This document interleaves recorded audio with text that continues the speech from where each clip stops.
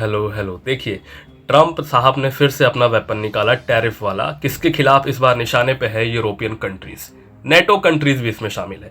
समझते हैं पूरा क्या है माजरा और बीच में क्यों फंसा है ग्रीनलैंड। देखिए, ट्रंप साहब ने कहा कि अगर डोनाल्ड ट्रंप साहब को स्ट्रेटेजिक गेन नहीं मिला डेनमार्क के ऊपर, ग्रीनलैंड के ऊपर माफ़ कीजिएगा, तो वो फिर से हाई टैरिफ लगाएंगे। किसके ऊपर? यूरोपियन कंट्रीज़ के ऊपर। और भले ही वो नेटो के मेंबर हो या ना हो, टैरिफ उन पे लगेगा।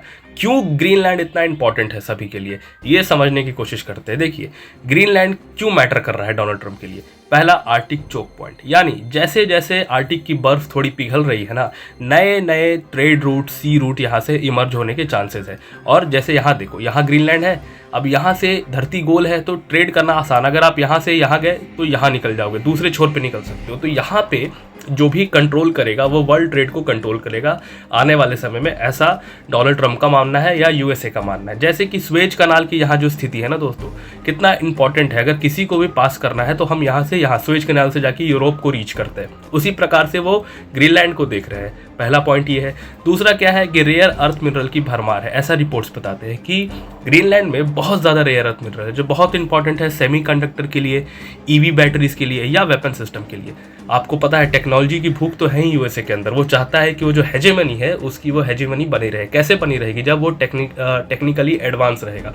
एक्सपोर्ट पर डिपेंड कर रहा है ना, जितना ज़्यादा वो वेपन बेच रहा है उतना ही तो वो अमीर होते जा रहा है। तो कंटिन्यूस R&D, और R&D के साथ क्या जरूरत पड़ेगा? मिनरल के लिए। ठीक है, अगर मिनरल अपनी भूमि पे नहीं है तो जहाँ है वहाँ उस एरिया को कब्जा लो। वेनेजुएला में तेल कब्जा है, अब मिनरल कब्जाने के लिए क्या है, ग्रीनलैंड को सोच रहे हैं।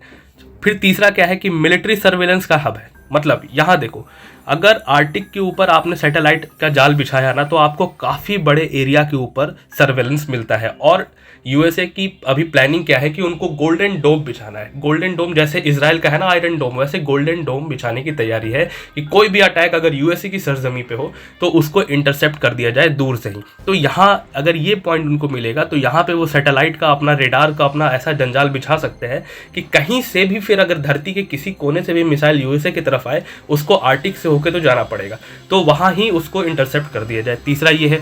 और फिर वो दूर दृष्टि देख रहे हैं कि क्लाइमेट की जो जियोपॉलिटिक्स चल रही है ना, कि अगर आर्टिक को डोमिनेट कर लिया गया तो फ्यूचर ग्लोबल पावर फिर से, ऑलरेडी वो है ही, और फ्यूचर में भी ग्लोबल पावर जो है यूएसए बना रहेगा। इस पे उनका थोड़ा फोकस है। फिर क्या है, ग्रीनलैंड जो है वो लैंड के लिए नहीं है। ग्रीनलैंड का असली लड़ाई ज़मीन के लिए है ही नहीं कि इतना बड़ा ज़मीन मिल जाए। ऑल दो ग्रीनलैंड इतना बड़ा है भी नहीं, ठीक है, ऑल दो ग्रीनलैंड इतना बड़ा है भी नहीं जितना नक्शे में दिख रहा है। जैसे वो स्ट्रेच होता है ना नक्शा, धरती गोल है तो नक्शा स्ट्रेच होता है, तो ये थोड़ा बड़ा दिख रहा है। तो ज़मीन की बात नहीं है, लैंड की बात नहीं है। बात क्या है कि फ्यूचर ग्लोबल डोमिनेंस की, कि जिसके पास ग्रीनलैंड वो होगा फ्यूचर ग्लोबल डोमिनेंस, खासकर इस अटलांटिक के एरिया में। चलिए ठीक है, अब टैरिफ को as a pressure weapon use करते हैं डोनाल्ड ट्रंप। बिल्कुल, इस बार कौन शिकार रहे इस गंदी डिप्लोमेसी की, बात मनवाने वाली डिप्लोमेसी की? तो इस बार शिकार रहे हैं डेनमार्क, फ्रांस, जर्मनी और यूके। और देखिए, फ्रांस तो खासा, फ्रांस से खबर ये आई कि फ्रांस ने अपने ट्रूप्स भी उतार दिए। कहाँ उतार दिए हैं? डेनमार्क की सरजमी पे। बाकी जर्मनी और यूके के तो सोल्जर्स कम है, बट फ्रांस जो है अगुवाई कर रहा है। यानी फ्रांस ने बहुतायत मात्रा में अपनी मिलिट्री को डिप्लॉय करना शुरू किया है ग्रीनलैंड के ऊपर।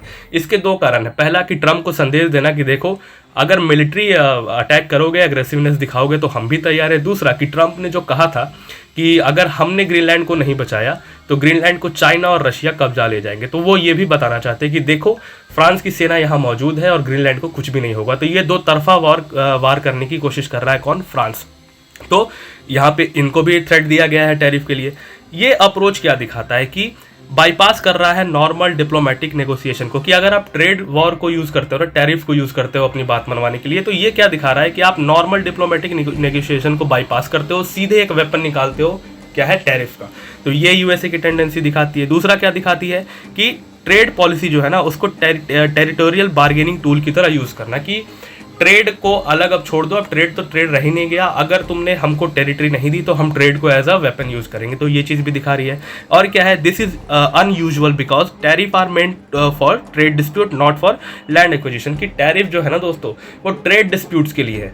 कहीं अगर आप डंपिंग कर रहे हो तो एंटी डंपिंग के लिए है, समझ रहे हो। डंप करना मतलब मैंने कुछ चीज़ें बहुत मात्रा में बनाई और दूसरे देश के बाजार में ले जाके छोड़ दिया, एकदम इतना बल्क में एक्सपोर्ट कर दिया कि वहाँ का डोमेस्टिक मार्केट क्रैश कर जाए, तो इसके लिए आप टैरिफ लगाते हो कि नहीं भाई मुझे अपने डोमेस्टिक मार्केट को प्रोटेक्ट करना है। बट यहाँ तो मामला ही कुछ और है, लैंड एक्विजिशन के लिए टैरिफ का यूज़ किया जा रहा है।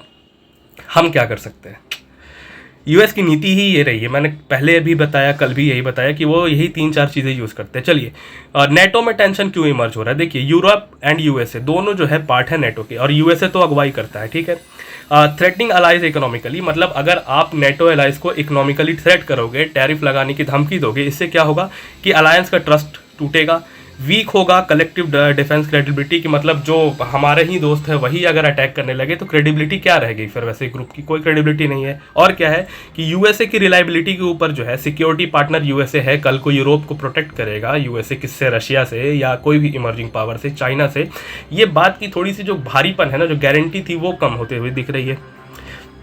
Divide NATO benefit rivals like China और रशिया, कि अगर ऐसे नेटो टूट गया ना डोनाल्ड ट्रंप की इन हरकतों के कारण, तो फायदा कहीं ना कहीं रशिया को मिल जाएगा और चाइना को मिल जाएगा, ठीक है। चलिए global trade and legal concern क्या है, लीगल कंसर्न वही है पुराने, अब इसको क्या ही बताना है कि भाई ये जो हरकतें हैं ये WTO के रूल्स को वायलेट करेगा। किसको पड़ा है WTO, कौन, मतलब कौन ही देख रहा है, ये तो चीज़ें बहुत पहले से चलती आ रही है ना, तो फिर भी हम पढ़ लेते हैं, अपने को पढ़ना है, अपने को पॉइंट जानने, ठीक है।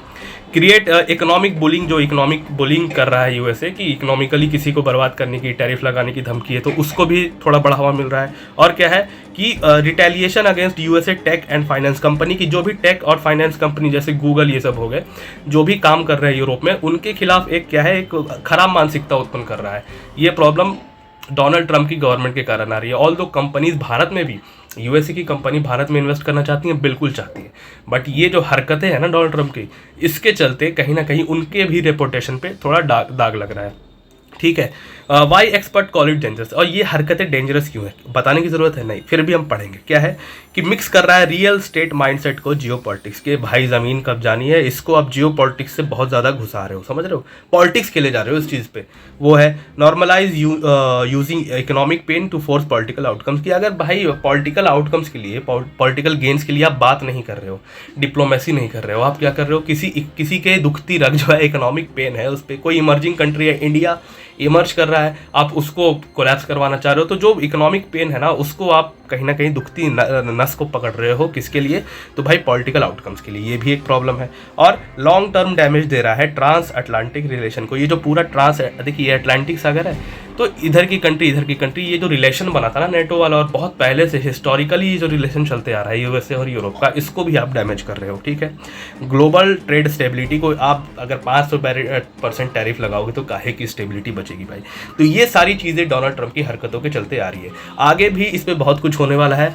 बिल्कुल जब जो होगा मैं अपडेटेड वीडियो लाने की पूरी ट्राई करूँगा, मैं लाऊंगा भी, जैसे जैसे आर्टिकल्स आएंगे, जैसे जैसे डेवलपमेंट होंगे, आप ऐसे ही फॉलो करते रहे और समझते रहे इस पूरी चालबाजी को, यूएसए की गेम को। This is Shashank Singh signing off.